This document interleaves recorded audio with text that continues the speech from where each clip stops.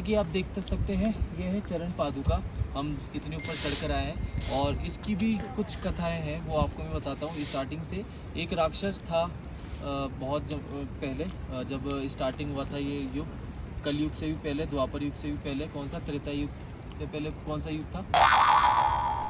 सतयुग। सतयुग, हाँ। ये सतयुग की कथा है। तो जब भगवान विष्णु जी रहते थे वहाँ पे, कहाँ पे रहते थे? बैकुंठ धाम, विष्णु जी। जब विष्णु जी बैकुंठ धाम में रहते थे तो एक राक्षस हुआ करते थे। तो जो राक्षस थे उसने तब स्टार्ट कर दिया सूर्यदेव भगवान के लिए। तो जब वो उन्होंने सूर्यदेव भगवान को इतना मनाया तो प्रसन्न होके उनके पास आ गए। तो उन्होंने जो वर मांगा, उन्होंने अमर होने का वर मांगा था। लेकिन सूर्य भगवान ने यही कहा कि जो यहाँ पर है वो नश्वरी है, मतलब वो नष्ट होता ही है और एक दिन उसको जाना ही होता है, तो अमर कोई नहीं हो सकता, आप दूसरा वर मांगिए।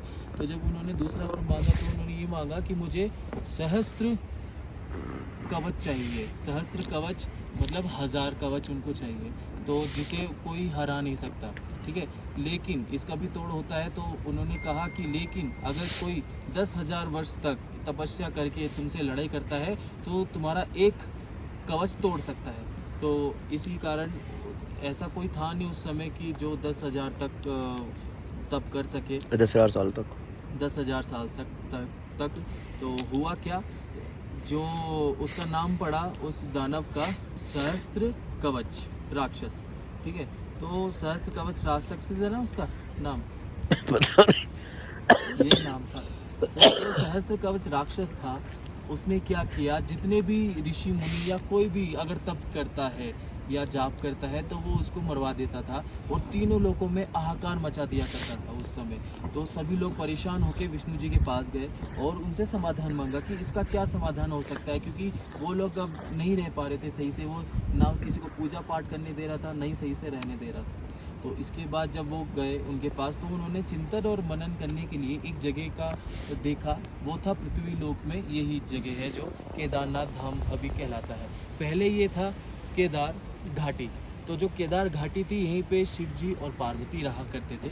यहीं पे विष्णु जी आए, क्योंकि ये सबसे अच्छी जगह उनको लगी चिंतन और मनन करने के लिए। तो जब वो यहाँ पर आए, उनको पता चला कि ये स्थान तो शिव जी और पार्वती का है, तो अब किया क्या जाए।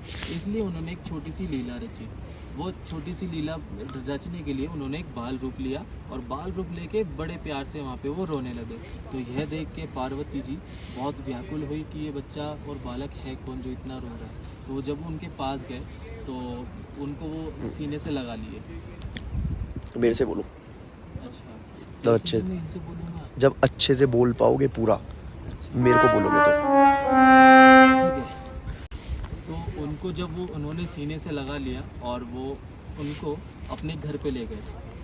वो घर कौन सा था उनका, यही बद्रीनाथ धाम की जगह वो थी जहाँ पर वो अभी रहते हैं। कुटिया थी। कुटिया थी वो उस समय। तो जब वो अंदर आए तो वो एक तरीके से उनको स्थान मिल गया था, गोद में लेके उनको बिठा रखा था। और शिव और पार्वती को कुछ काम था तो बाहर गए। जैसे ही वो अंदर आए तो देखा गेट बंद है अंदर से, और जैसे ही पार्वती जी ने उनका गेट खोला तो देखा कि चतुर्भुज में अंदर विष्णु भगवान विराजमान है, लेटे हुए थे वहाँ पे। और शिव जी को ये कथा पहले से ही मालूम थी, सब कुछ उनको मालूम था कि ये विष्णु भगवान एक लीला रच रहे हैं दानव की हत्या करने के लिए, उनका चिंतन और मनन के लिए कि कैसे इसका समाधान प्राप्त कर सके। तो जब वो बाल लीला कर रहे थे, उसी समय जब वो कुछ टाइम तक यहाँ पे रहे थे, तो वही जो चरण है वो ये आप देख सकते हैं, ये वही चरण है। और इसके जस्ट पीछे जो मैंने आपको वीडियो में दिखाया था, एक शिव जी का चरण था और एक विष्णु जी का चरण था, वो उन्हीं के चरण है जो आप देख सकते हैं। कथा को एक बार मैं पूरी कर देता हूँ। तो हुआ था कि तब से इसको बद्री नारायण क्यों बोला जाता है वो मैंने आपको बता दिया है। वो बैकुंठ धाम फिर से चले गए थे और जो देवी मूर्ति थी उनके बालक बनकर आए थे नर, और नारायण के रूप में बन के वो जो विष्णु जी थे, क्योंकि वो उनका तप भी कर रहे थे और उनको ये था कि उनका संहार भी करना है, और ये तप भी कर रही है तो इसका इनको फल भी मिल जाएगा और उनका वो संहार भी हो जाएगा, तो दोनों काम एक साथ हो जाएंगे। इसलिए उन्होंने जन्म लिया।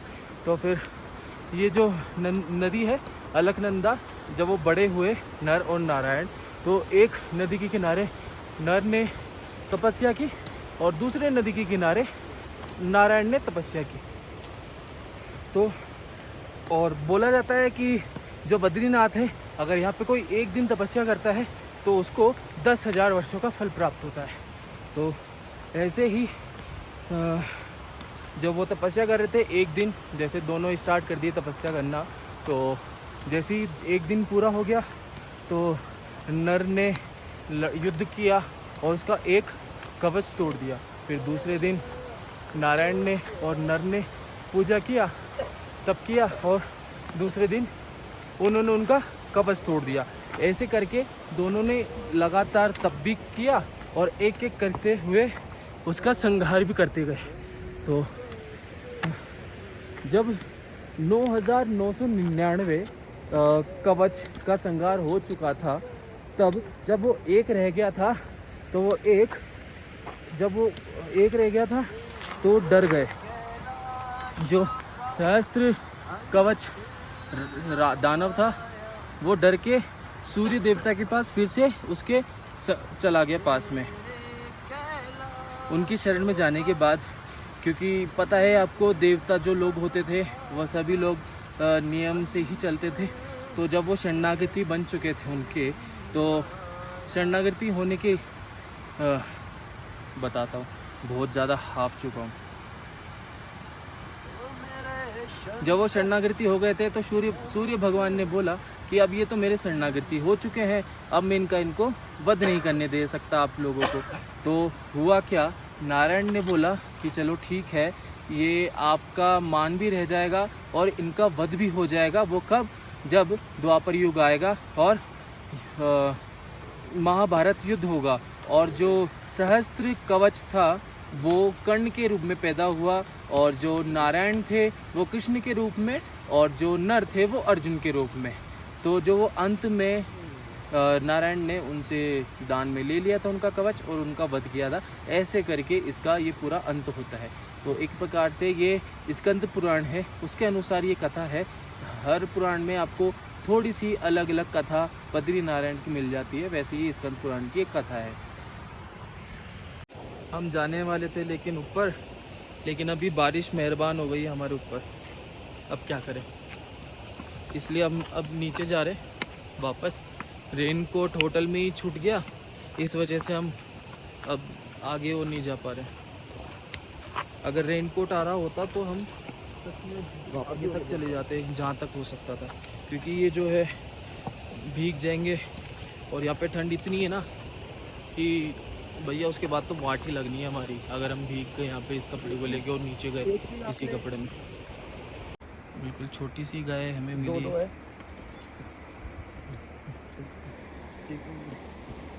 बच्चा ही है ये, वो है वो सांड होगा बना बड़ा उसको मेरे भाई को दिखाता हूँ एक बार। ये छोटी वाली गाय वो बोलते रहते छोटी।